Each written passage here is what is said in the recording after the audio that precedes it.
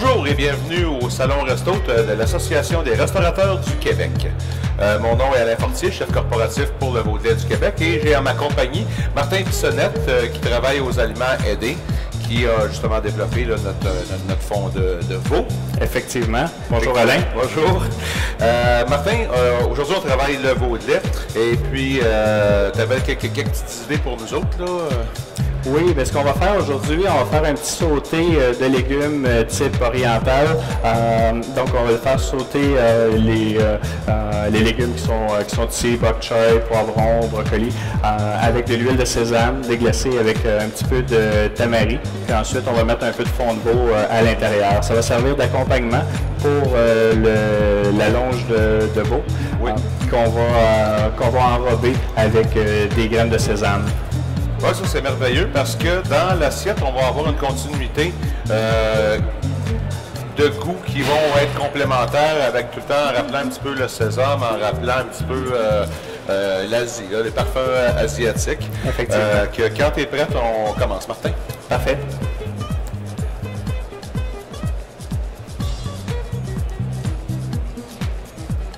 Donc, je mets un petit peu d'huile. D'huile végétale, puis je vais mettre un peu d'huile de sésame pour pas que ce soit trop concentré en saveur de sésame. Le sésame est quand même très fort. OK. Et puis pour ceux qui ont des enfants à la maison puis que vous avez peur que peut-être les saveurs soient un petit peu fortes pour eux, on peut suggérer aussi d'ajouter un petit peu de sucre qui va quand même bien avec la préparation.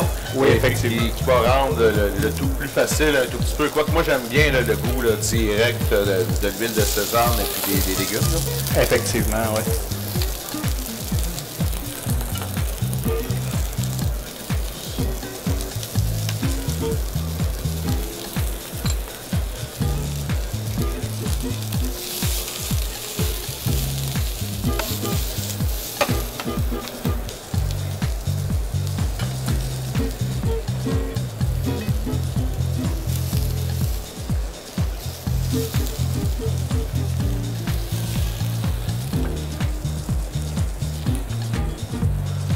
Bon, qu'est-ce qu'on va faire tout simplement, c'est très très facile.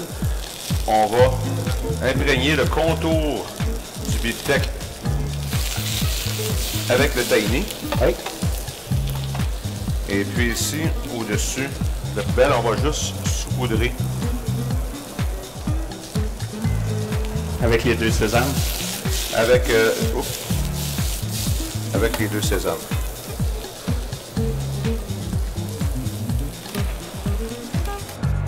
OK, on voit que l'huile commence à se séparer, commence à boucaner légèrement. C'est signe qu'on peut y aller.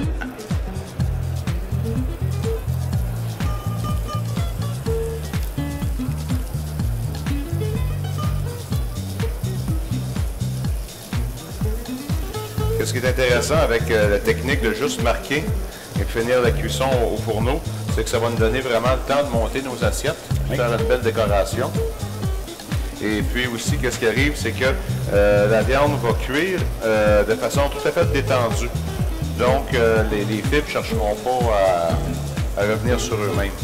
Donc, ça garde plus de jus, ça donne une viande moins sec. Effectivement.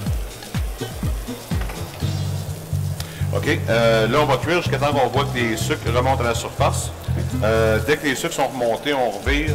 Même phénomène, les sucres reviennent à la surface. C'est si on voulait faire une cuisson complète ici. Là, qu'est-ce qu'on va faire? C'est le contraire. On va juste marquer, puis on envoie au fourneau. Okay. Mais par contre, au fourneau, c'est les mêmes signes qui vont nous dire que la viande est prête. C'est que la viande va commencer à rapetisser et puis les sucres vont remonter à la surface.